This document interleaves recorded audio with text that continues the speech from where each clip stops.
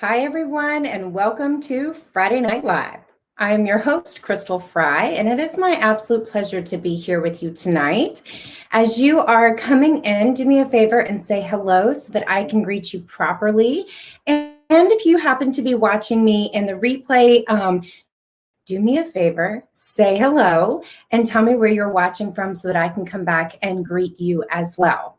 Now, tonight's topic, hey, Tim, it's so good to see you, my friend. I hope you are well. Tonight's topic is one that I hope is going to make you think a little bit. It's the question of, are you willing to show up for your own life? Are you willing? Look at that. The beautiful Vanessa Dunguyton. Dr. Vanessa is in the house. Thank you so much for being here, darling. So tonight we are asking that question, are you willing? And willing was a really important word. I chose that word specifically. Are you willing to show up for your life? Now, why ask this question? Well, because I happen to see a lot of people in a lot of different places who aren't actually living. They're alive, but they're not actually living. They're existing. They're going through their day-to-day. They're going through their life merely existing. Ladies and gentlemen, let me share something with you. That's actually not the purpose of why we're all here. We're not here to just like be born and exist and then die, right? That's not. Why would that be our purpose? But there's so many of us who are doing that. And I want to share, I don't know if it is a quote, and I do not know who said it, but it was this concept of how many people we see walking around who died at 27, but weren't buried until they were 75. Do you get that concept? And what that means is essentially you gave up on your dreams. You gave up on what it was that you were supposed to do. You gave up on the reason that you were created and put here in the first place. And instead, you opted to exist. Oh, look at that. The beautiful Andrea Clyde that is here in the house with us tonight as well. Good evening, ma'am. So tonight we're talking about this is a question that should hit you right between the eyes. Are you willing to actually show up for your life and live fully into your life, into your purpose, into your dreams, into all of those great things that you all know that how much I love to talk about? Are you willing to do it? Or are you instead going to sit on the sidelines and watch as your life just kind of happens? You're just going to kind of let it happen. And then by the time, you get to the point where you're in your 60s, your 70s, maybe your 80s, and you realize, man, that was a whole lot of wasted time back there. I wish I would have. Man, I wish I would have. Instead of, boy, I'm glad I did. I don't want to get to the end of my life and say, man, I wish I would have. So every day when I wake up, I take specific steps to get me closer. Sometimes that looks like very productive work. Sometimes that looks like very productive rest, because rest is a very important part of your productivity and your success. But there is an intention every single day. Before I get out of the bed, and I think I've shared this before I get out of the bed in the morning, I have my own, essentially a gratitude prayer. Okay, before I even get out of the bed. One, thank you for waking me up today, because obviously you still have something for me to do. So thank you. Thank you that I get another day to get more deeply into my purpose and helping others to get to where they want to be. So thank you for that. That is my first thing. And then before I get out of the bed, after I've done my gratitude prayer, before I get out of the bed, I think to myself, okay, what is the intention for the day? I set the intention for my day before I get out of the bed, because if I don't, my day will overtake me. and I will not accomplish what it is that I want to do. Now, sometimes my list of things to do is way longer than any one person should have. I get that, really, I do. And I have worked on releasing myself from feeling bad about not accomplishing the 73,000 things that are on that to-do list. But there are usually 1, 2, maybe 3 critical things that I need to accomplish in each day in order to continue moving me forward. They're different. Sometimes they're the same. Sometimes I need to do something multiple times. But the whole point is I am very intentional about those 1, 2, or 3 things that I need to get accomplished during my day. Because if not, then I'm going to fall right back into the pattern that I was in several years ago of waking up and going through just a routine. And now I don't mean like a really great morning routine, right? Like get up and maybe you have some spiritual time, maybe you meditate, maybe you work out, maybe you have a nice quiet time of coffee, whatever it is, this excellent, fantastic morning routines. People tell you, you win your morning, you win the day. Those are fantastic. They absolutely are. But that's not the kind of routine that I was in several years ago. The kind of routine that I was in was, okay, well, like I have to get up, I have to get dressed, I have to get the kids ready, I have to get breakfast, I have to do this, I have to do this. I woke up in a state of frenzy every morning. Yes, Andrea, I know that you dig into your day. I know that you do. I know that you practice discernment. I know you look for things that you can delegate. I know that you are into the dig, and I dig it. But that the waking up in a state of frenzy every day created this incredible amount of heightened anxiety through my entire day. And here's the kicker. I felt like that was productivity. It was busy. It was super busy. And sometimes it was frantic. And sometimes I got a whole lot of stuff done. But they weren't actually important tasks. They didn't actually help me move the needle forward. So as I have gone through this journey and trying to understand, who I am, what I do, all of these kind of good things, and what works for me, and that's another key thing, is what works for you. And finding all of that and asking myself that question, are you willing to show up for your own life? Well, if the answer to that is yes, then the next question is, what does it take for you to do that? What does it take for you to show up for your own life? Does it take a routine morning practice? Does it take getting a coach? Does it take finding a mentor? Does it take changing jobs? Does it take starting a new business? What does it take for you to fully show up for yourself? Do you have to unpack baggage? I'm not talking about what's in your closet. I'm talking about what's here and what's here. Do you have to unpack baggage? Do you have to clean out your mental clutter? Do you have to clean out your physical clutter? I have to do that every once in a while.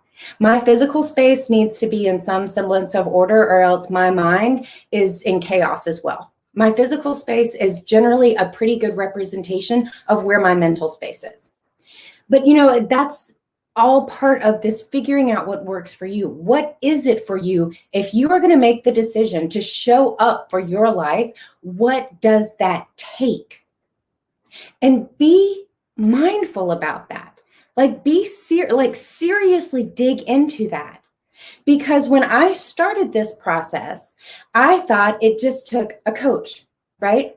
Actually, before I got to the whole coach thing, I thought I could just read books. I thought, if I just prayed hard enough, it would magically happen. You know what happened when I prayed hard enough? The right person walked into my life. It didn't magically happen and everything was all better for me. The right person showed up in my life to walk me down the path I needed to go down. So after I got a coach, and I thought, okay, great, I've got a coach, and now I'm going to be all better, right?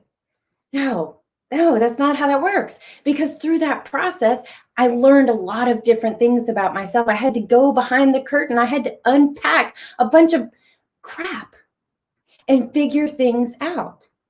And that meant I had to start doing things differently. I had to show up for myself. I had to learn how to use the word no. Oh, that was a tough one for me. But I did it. And it didn't kill me.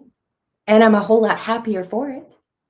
So, there are things that you have to learn along that process. If you are going to make the decision that you are going to show up fully for you, again, whatever that looks like for you, if you are going to make that decision, then your very next step is to figure out what is it going to take for you to do that?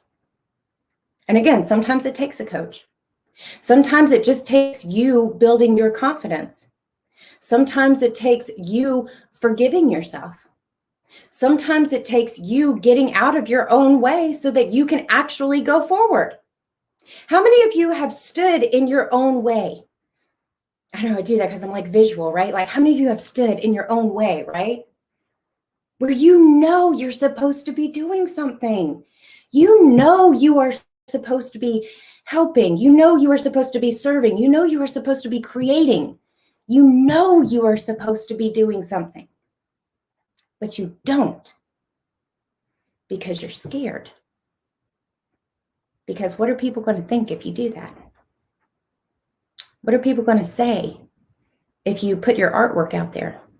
What are people going to say if you put your music out there? If you launch a business, if you write a book, if you change careers, if you go back to school, if you stop going to school before you finish that degree because you realize that degree is not actually going to get you where you want to go. What are people going to say? What are people going to think? We stop ourselves from our own greatness. We do because we allow it. Because we allow it.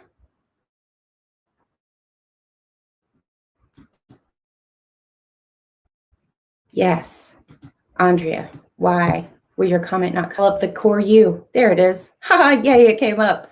Yes, that is absolutely right. You have to develop who you are at the core so that it doesn't really matter what the other people say or think because it's your life, my friends, yours. You only get one. Yes, exactly. Exactly, Tim. We keep ourselves we keep our true selves a lot of times in the closet, right? Like, oh, don't mind her. Don't mind silly her. The one that's over there, like with all these fanciful dreams of impacting a million lives across the world. Don't mind her. She's crazy. No, she's real. Pretend in your case, he's real. But see, that's that person inside of us that we were actually created and meant to be, but we feel like we need to hide them because we're concerned and we're worried and we are afraid that if we bring them out and let them see the daylight and let other people see them, then we're not going to be accepted. We're not going to belong. We're not going to be with the cool kids anymore. Well, I usually wasn't with the cool kids anyway. So, the cool kids kind of sucked, actually, just FYI. So what I'm really trying to drive home tonight is asking yourself the serious question of, are you willing to show up for your life? And if you are, if you make the decision that you are actually going to live and not just simply be alive, because let me tell you what, ladies and gentlemen, my friends, your life is waiting for you to get enough courage to step into it. Your life is waiting on you. And it'll keep waiting on you. And if you never decide to get the courage to step into it, to discover what living really means for you, and again, I'm very purposeful about saying what it is for you, because what it is for you looks different than it does for me. And that's actually pretty flippin' amazing. Because if we all wanted to do the same thing, if we all wanted to look the same way, sound the same way, act the same way, be the same way, have the same way, my gosh, would be like, I don't know, I'm trying to think of a movie that's like full of robots or something. Hello? No. We are our wonderfully, beautifully individual, unique creatures. That is what makes us all so freaking incredible. Okay. All right. Let me not digress any further. So bottom line, are you going to live or are you simply going to be alive? Are you going to live or are you just going to exist? I choose to live. I actually have that written on my mirror in my bathroom. I had this vanity that my husband built me for my birthday and Mother's Day several years ago. And it has this big mirror, right? And these like Hollywood lights around it, right? Oh my gosh, it's so, I love it. I adore it. But I write on my mirror to myself.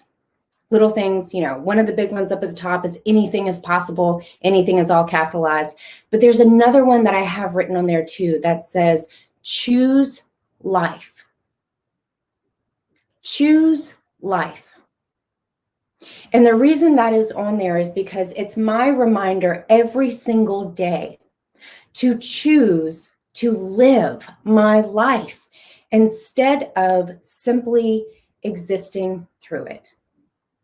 So I'm going to close with that tonight. And I want to say thank you all for being here with me and showing up consistently. I show up consistently for you, and I love you deeply for showing up consistently for me. And you support me when I'm down and you cheer me on when I'm up. And I hope that I extend that same support and appreciation to you. So I hope that you all have an absolutely wonderful and fabulous weekend. I know I certainly am. I am super excited about my weekend. I'm going to get a lot of things done. I am going to be very intentional and very purposeful about those things. And I've got some rest built in there too. So yeah, I'm looking forward to my weekend. I hope you are too. So I will see you all again very soon. But until then, this has been Friday Night Live, and I am your host, Crystal Fry. See you all again real soon.